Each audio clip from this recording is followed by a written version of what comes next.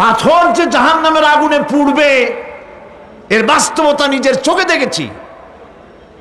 পাথরগুলি আগুনে পুড়ে লাভার মতো হয়ে পাহাড়ের উপর থেকে আলকাত্রার মতো গলে গলে পাহাড়ের চতুর্দিকের 12 কিলোমিটার এলাকার জনপদকে ধ্বংস করে দিয়েছে। ইটালিতে আরো একটি জায়গা আছে যেটার নাম সিসিলি, সেখানেও একটি জীবন্ত আগ্নেয়গিরি আছে যেটা আগুন এখনো জ্বলতেছে, যে কোনো মুহূর্তে এ আগুন ছড়িয়ে পড়তে পারে। কাজেই পৃথিবীর মধ্যে একদিকে রয়েছে, এর মধ্যে রয়েছে আগুন, রয়েছে পাথর গলায়া লাভা বানাবার মতো বিরাট শক্তি।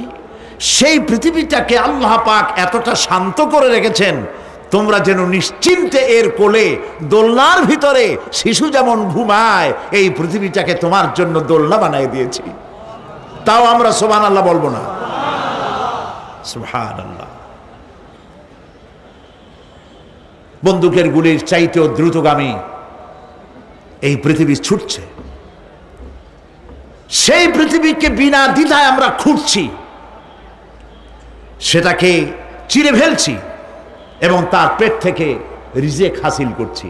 ঠিক কিনা বলুন?